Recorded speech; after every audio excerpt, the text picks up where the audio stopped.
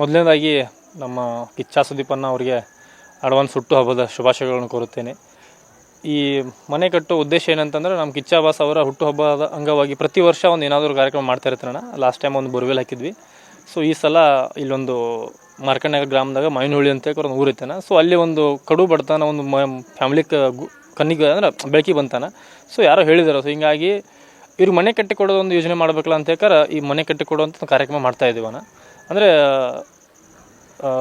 ನಮ್ಮಿಂದ ಏನಾದರೂ ಆಗಲಿ ಅಂತೇನಣ್ಣ. ಅಂದರೆ ನಾವು ಏನು ಕಷ್ಟಪಟ್ಟಿರ್ತೀವಲ್ಲ, ನಾವು ಸ್ವಲ್ಪ ಅಮೌಂಟ್ ಸೇವಿಂಗ್ ಮಾಡಿರ್ತೀವಣ್ಣ. ವರ್ಷ ಅಂತ ಅಮೌಂಟ್ ಸೇವಿಂಗ್ ಮಾಡಿರ್ತಾನ. ಅದೇ ಅಮೌಂಟ್ದಾಗ ಈ ಮನೆ ಕಟ್ಟಿಕೊಡೋ ವಿಚಾರ ಮಾಡಿ ಈ ಮನೆ ಕಟ್ಟಿಕೊಡತ್ತಣ್ಣ.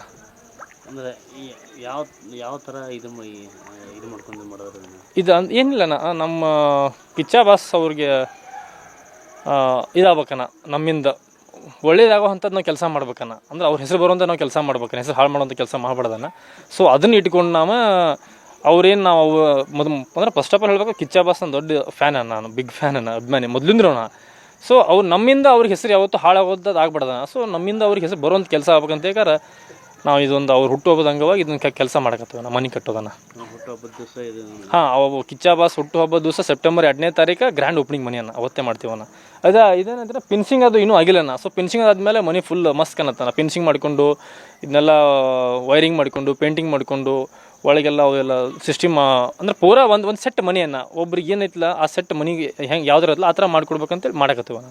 ಖರ್ಚು ವೆಚ್ಚ ಹೆಂಗೆ? ಈ ಖರ್ಚು ವೆಚ್ಚ ನಾನು ಓನ್ ಕಷ್ಟಪಟ್ಟು ದುಡ್ಡದಲ್ಲೇ ನಾನು ಮಾಡ್ತಿರೋದನ್ನು. ಸೊ ನಮಗೇನು ಯಾರ್ದು ನಮಗೆ ಯಾರ ಕಡೆಯಿಂದ ನಾವು ಆ್ಯಕ್ಸೆಪ್ಟ್ ಮಾಡೋಂಗೂ ಇಲ್ಲ, ಮತ್ತು ಯಾರು ಕೊಡೋದೂ ಇಲ್ಲ ನಾ ಇಂಥ ಕೆಲಸಕ್ಕೆ. ದುಡ್ಡು ಹಾಳಾಗ್ತಾವ ಅನ್ನೋ ಮಂದಿ ಭಾಳ ಐತಣ್ಣ, ನಾವೇ ಕೊಡ್ಬೇಕಂತೇಳಿ. ಸುದೀಪ್ ಅವ್ರ ಗಮನಕ್ಕೆ ಕಿಚ್ಚ ಬಾಸ್ ಗಮನಕ್ಕೆ ಐತಿಲ್ಲೋ ಗೊತ್ತಿಲ್ಲಣ್ಣ. ಅಂದ್ರೆ ಅಷ್ಟು ನಮ್ದು ಲಿಂಕ್ ಇಲ್ಲಣ್ಣ, ಬಾಸ್ ಹತ್ರ ಲಿಂಕ್ ಇಲ್ಲಣ್ಣ. ಲಾಸ್ಟ್ ಟೈಮ್ ಬರ್ತಡೇ ಹೋಗಿದ್ದೀವಣ್ಣ. ಅವಾಗ ನಾವೆಲ್ಲ ಟೀಮ್ ಮಾಡ್ಕೊಂಡು ಹೋಗಿದ್ವಿ. ಮೀಟಾಗಿ ಆಗಲಿಲ್ಲ, ನಾವು ವಾಪಸ್ ಬಂದಿವಣ್ಣ. ಹಂಗೆ ಪೊಲೀಸೆಲ್ಲ ತಳ್ಳಾಡ್ಬಿಟ್ರಲ್ಲ, ವಾಪಸ್ ಬಂದುಬಿಟ್ಟಿವಣ್ಣ. ಅವ್ರ ಗಮನಕ್ಕೆ ಐತಿಲ್ಲ ಗೊತ್ತಿಲ್ಲಣ್ಣ. ಅವ್ರ ಗಮನಕ್ಕೆ ಇದು ರೀಚ್ ಆದ್ರೆ ನಮಗೂ ಸ್ವಲ್ಪ ಖುಷಿ ಆಗತ್ತಣ್ಣ. ಅಂದ್ರೆ ಬಾಸ್ ಖುಷಿ ಪಡ್ತಾರೆ.